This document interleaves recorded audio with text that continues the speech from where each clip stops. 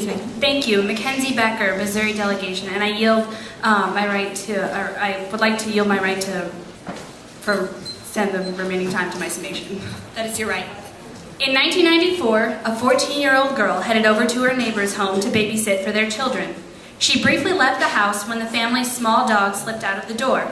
But before she could make it back inside, she was confronted by a masked man who robbed her, took her into a back bedroom, bound her, covered her face before brutally raping her and fleeing the scene. Unfortunately, the police had limited evidence and were unable to make any arrests in the case. Until 2 years ago. One of the only things that the police had was biological evidence of the girl's attacker. In 2008, detectives learned that a sample from the scene matched DNA on file with the state lab. The man, identified as Frederick Lawson, was brought in and charged, but not with rape. The statute in the state of Connecticut where the crime was committed only allows an individual to be prosecuted in a criminal sexual assault case within 5 years of the attack. In certain cases, the individual must be prosecuted within 1 year of the crime. Each state has its own statute, and while some put no time limit on rape and molestation cases, others make it even more difficult to prosecute offenders. In one of the harshest instances, if a victim is under the age of 18 at the time of the attack or the abuse, the perpetrator must be prosecuted before the victim's 21st birthday. An unreasonable limitation, as almost 70% of child molestation cases go unreported. This is simply not justice. The idea behind statutes of limitation is indeed good, a built-in safety net to avoid law enforcement harassment. But when a crime involves a sexual assault, these statutes become outdated and counterproductive. By eliminating the time frame in which cases of rape, molestation, and incest can be prosecuted, law enforcement will be able to put dangerous criminals behind bars and in some cases prevent future offenses. And I yield the remainder of my time to my summation. Ladies and gentlemen, I am against this proposal for one main reason. I'd like to point out that I think that rape and child molestation and statutory rape are as detestable as the next guy. However, there is one major problem with this proposal. I have learned that statutes of limitations are different in most states, and that they are therefore state laws. This violates the 10th Amendment, which reads, quote, "The powers not delegated to the United States by the Constitution, nor prohibited to it by the states, are reserved to the states respectively, or to the people." Statutes of limitations are different in different states, because they are part of that state law. So therefore, if you have a crime for murder in Tennessee, and you have a crime for murder in Alabama, the statutes of limitations can be different because they were set when that law was written.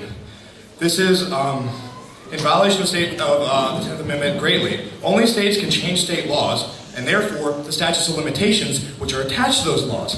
Very few of these cases are tried on federal courts. They're all tried on state courts, because this proposal wants to overturn all of them and the District of Columbia at the point of the amendment. This proposal is from a federal standpoint and therefore disagrees with the 10th Amendment. Furthermore, there are reasons we cannot change the statute of limitations. 1, our courts are heavily clogged. 2, judicial system funding is spread as thinly as it is. 3, DNA evidence fades over time. Albeit smallly, it still fades. And finally, memory fades over time, especially as the mind will fill the holes with events and beliefs happen, often fabricated, and especially when the memory involves pressure situation. I love prosecuting more heavily people who commit sexual assault, people who commit rape, people who commit child molestation, or even incest. But very unfortunately, this proposal is not feasible and therefore cannot be passed. I urge a very strong debate on this proposal, however. Thank you very much. I move failure and yield my time to the chair. Thank you. Thank you, Delegate. We will now move on to Robin Sachs, Washington delegation. Would you rather be murdered or raped? Murder may literally take your life away, but sexual assault figuratively takes your life away. And that, in my opinion, is worse. According to the National Women's Study, rape victims are 6.2 times more likely to have post-traumatic stress disorder, 26 times more likely to have drug abuse problems, and 13 times more likely to attempt suicide than non-victims. So I ask again, would you rather be murdered or raped? Or maybe this is a better question. Would you rather die or live in misery? Statutes of limitations are an insult to the survivors of sexual assault. The fact that statutes of limitations exist for sexual assault crimes implies that the victim will get over it if they are given enough time. But look at the statistics I just detailed, and you will see that many do not. And even if they do get over it, why in the world wouldn't they want their attacker to come to justice? If you believe, like I do, that rape is worse is a worse crime than murder, then why do statutes of limitations exist on rape laws and not murder laws? Even if you disagree, you must contend that it is, if I may be frank, disgusting to have laws in place that say it does not matter if you've been raped unless you say so within a certain time frame. In addition, I am aware that statutes of limitations are states' rights, but not being raped is a human right. I believe it to be perfectly acceptable for the federal government to say that statutes of limitations do not matter when they apply to human rights cases. The federal government would never allow statutes of limitations to exist on murder laws because not being murdered is a human right. This makes it completely nonsensical and insulting for them to say that they can exist on sexual assault laws. Many rape victims wait years before reporting their assault, and maybe this is because of shame, maybe because they were young at the time and did not understand, maybe for any assortment of reasons.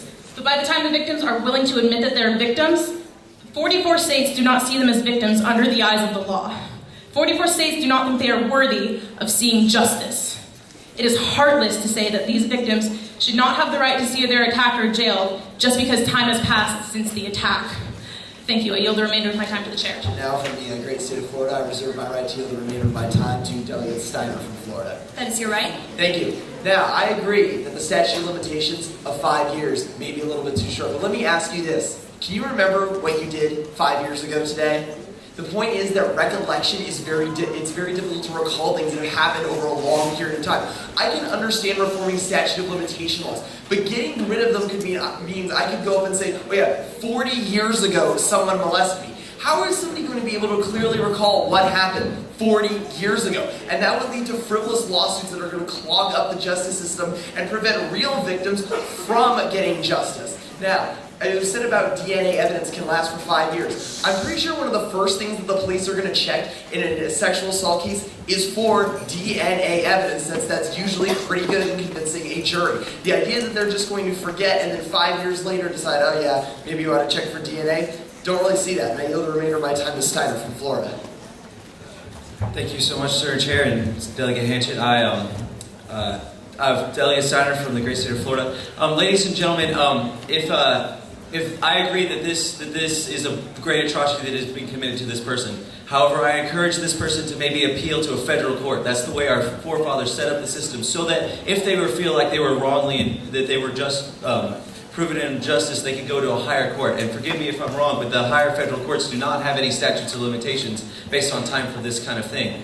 I urge you, please stop trying to invest into these states' rights. And the problem here is not with the United States as a whole, but with the state of Connecticut for allowing such atrocity. Thank you. I yield the rest of my time to the chair. Thank you, Delegate. Thank you, Chair. Second caller from Wisconsin. I reserve my right to yield the remaining time to Rogers of Oklahoma. That is your right.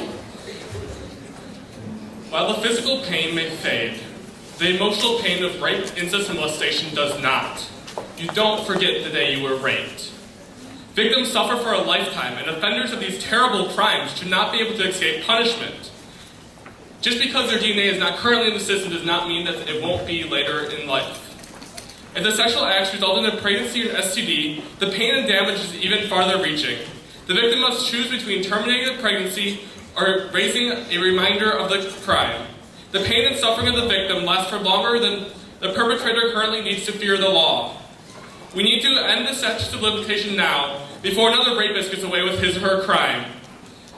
And to the fact that the DNA degrades over time, we currently use DNA to match mummies to their family line. DNA lasts for thousands of years. The federal government does have the right to protect its citizens, and I urge you all to pass this proposal. And I yield the remaining time to Rogers, Oklahoma. Rogers, Oklahoma. Thank you, Philadelphia. Thank you, Chair. My mother is a biochemist and microbiologist at Oklahoma State University. It is her job to analyze and sequence DNA, and I may say from her standpoint that DNA, even though it may degrade physically, does not degrade as physical records on paper and in computer sources. Thank you. I yield the remainder of